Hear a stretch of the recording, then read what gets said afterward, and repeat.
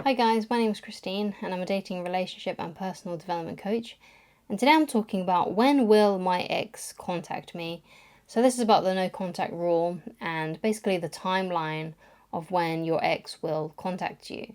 So the first thing that I want to discuss is, there's no real timeline that I can specifically give you, like a certain amount of days, a certain amount of months, because when a breakup happens, that ex could contact you within a few hours, within a few days, within a few weeks, within a few months, or it could even be years when they start regretting their decision to break up with you. So there's no, clear cut way that I can tell you exactly how many days it's gonna take for them to miss you, for them to reach out to you.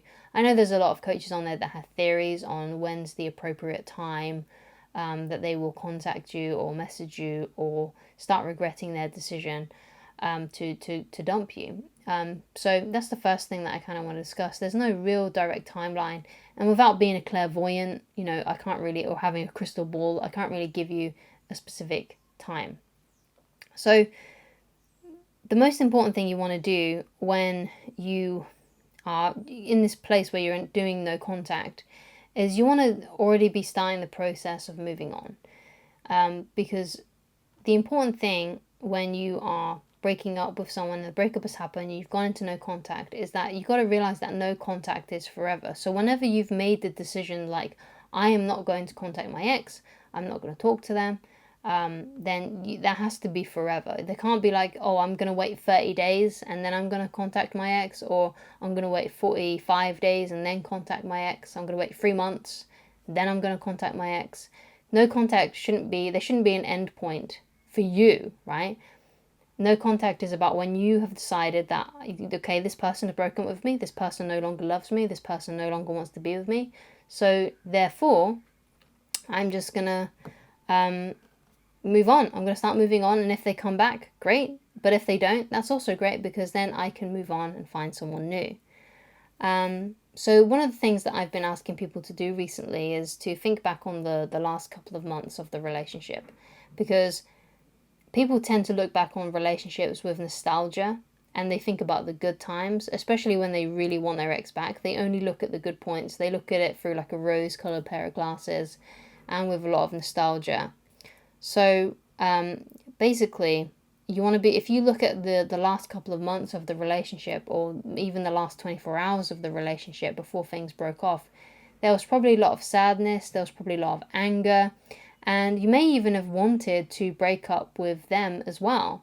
That's usually what I find with people, is when they look back on their relationships and their breakups, is that even though they were the one that got dumped, they was also kind of thinking about it, and they was also kind of thinking about freedom, of how good it would feel to not be in this relationship anymore, and how much freedom they would get from breaking things off.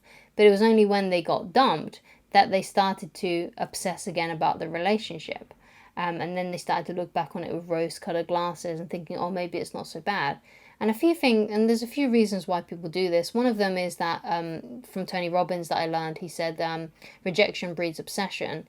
And so when you get rejected by someone, it kind of hurts your ego a little bit, and then you kind of want to prove them wrong. You kind of want to get them back to prove a point to yourself or to other people or to them. And another reason, the fear of loneliness goes into it as well. Like, oh, maybe what if I never find anyone as hot as my ex? What if I never find someone who loves me as much as my ex? Or, oh my god, I can't believe that I have to go back into the dating game. That sounds so exhausting. Or it could be that you've got a lot of financial tie-ups with your ex, like, oh my god, I'm going to lose the house, or I'm going to lose the kids, or whatever it may be.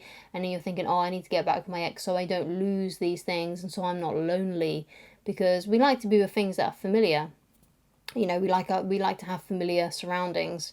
We don't always like to be in new situations. We like to have somewhere familiar that we can go back to. And I think also, like I said, like loneliness plays a lot into why a lot of people want to get back with their exes, as well as looking back on the relationship with nostalgia and not looking back at the bad points. So those are all things that I would like you to consider, because getting back with an ex is usually not the best idea. The only exception that I've personally ever seen is when there's just been a huge misunderstanding. So, for example, when your ex thought that you cheated on them, but you didn't, or there was someone else that was trying to sabotage, like a third party person that was trying to sabotage the relationship. It could have been a family member, it could have been a friend that wanted to get with your ex, or it could be one of their friends that wanted to get with you, something like that. So, that's the only exception, when there's just been a huge misunderstanding, that you should get back with your ex. Because most of the time, if you've broken up with someone, you should stay broken up. It should stay over.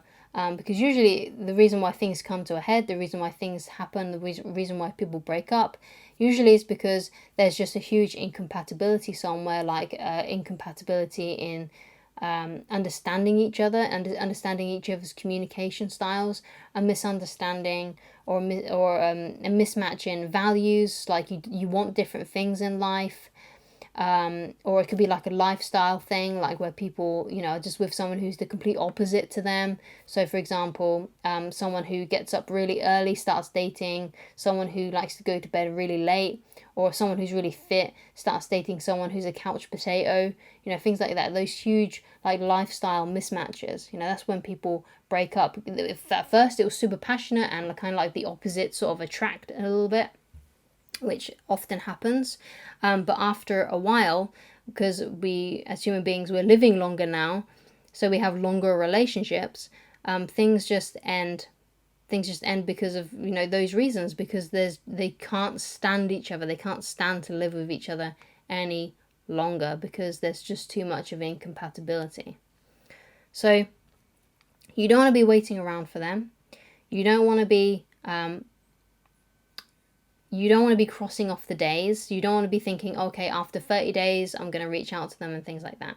You don't want to wait around for them. You need to start the process of moving on, especially if you're 100% unclear of whether they're even going to come back in the first place. There's a chance they may not come back. There's a chance that they could come back, but there's also just as much of a chance that they're not going to come back and that they're over it and they no longer have feelings for you.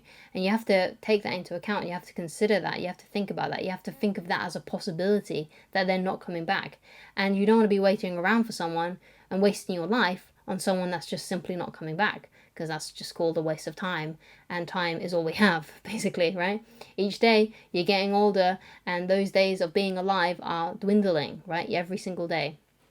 So those are things you need to consider. Don't waste your time, your precious life, on someone that may not even come back, right? It just doesn't make sense to do that sort of thing. It may feel like it's something that you want to do, but logically it's something that you really don't want to do, okay?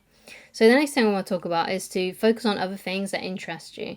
And the key word there is interest. Don't just focus on things because someone on social media is, it's what people do on social media. Oh yeah, they get really fit after they have a breakup, or they do lots of running, or they start a side business or something like that. Now that's advice that I give to people. Like, if you genuinely want to have a side business that can keep your mind preoccupied, a project, or do something health and fitness related, by all means do that if that's what you're interested in. But if you're not interested in it, then you need to find something that interests you. Now, of course, doing something physical is also, being healthy is something that's good for you and something that I encourage you to do, but you should be doing it in a way that you like, right? So just because everyone on social media is running doesn't mean that you have to start running now, right? If you would prefer to stay fit and healthy by doing taekwondo, then do taekwondo, right? If you would prefer to do swimming, then do swimming. You don't have to do what everyone else is doing. If you don't want to be a bodybuilder, and because everyone now seems to be doing, like, lifting weights, if you don't want to do that, then don't do that. You don't have to do that. You can live your life the way you want to live it. And if you'd prefer to do some other form of exercise, then do that other form of exercise. Just do whatever is healthy for you. And it's the same with your diet. Some people, live really healthy lives being a vegan or being a vegetarian, where there's other people that have a really healthy life by being a carnivore or something like that and just eating meat. So you got to find what works for you. Don't just do what everyone else is doing. Find out what you're personally interested in. And that's the key word there, like you want repeating, something that you find interesting. Keep your mind off of this breakup and doing no contact and things like that, by finding things that genuinely interest you, that really perks your sort of curiosity, and to follow your curiosity. That's one of the great ways you can find out, like the meaning of your life in a way. Finding purpose in your life by genuinely finding out what you're curious about and following those curiosities and seeing where that leads you, seeing where that interest goes. And that can really help keep your mind off what's going on, because if you don't have anything else going on in your life and your whole life surrounds about, the no contact rule and getting this ex back, then there's no wonder why things are difficult for you right now. But if you have other things in your life that really, really interest you, then it's much easier to keep your mind off of this thing, this no contact rule and getting your ex back and things like that. You got to find something that you find genuine curiosity about, that you find a lot of meaning in, that you find really, really interesting, that you can, do for hours and hours and hours, instead of looking at your phone and hoping that they're going to contact you. You got to find stuff that interests you. So the next thing I want to talk about is, just having this level of trust on, what will happen will happen. So what you've got to learn is that you've got to trust that if they love you and care about you, then they're going to come back eventually, right? But if they don't, then that's just what's meant to happen. That's just how it's meant to be, You got to trust that that everything's working out for you, right? And even if it feels tough right now, even if it feels hard right now, and it feels difficult right now, even if you're going through a lot of pain right now, perhaps there's some meaning behind it. Perhaps there's something, perhaps this pain, whatever it may be, is going to lead you to somewhere a lot better. And because of this pain, you're actually going to learn a valuable lesson. You're going to get some greater benefit out of it.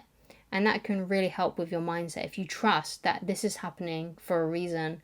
And even if it sucks right now, it's ultimately going to lead you to somewhere else. Because there was a speech that Steve Jobs did. And in the speech he said, you can only connect the dots looking back. And basically that means is when you're looking back on your life, you don't really understand why it's happening at the time. But when you look back on your life at an older age, you can see why those things were meant to happen, because it led you to a better place, right? So that's something else that you would want to think about and consider as well. Like, just think, this sucks right now, but ultimately it's going to lead me to somewhere much better for me, and it's going to make my life a whole lot better. And you've got to trust that. You've got to believe that. And if you start trusting that and you start believing that, that's exactly what you're going to see. So thank you so much for watching. If you'd like to get in touch with me personally, then please go to www.christineloveridge.com. Thank you so much for watching, and I shall talk to you again very soon. Goodbye.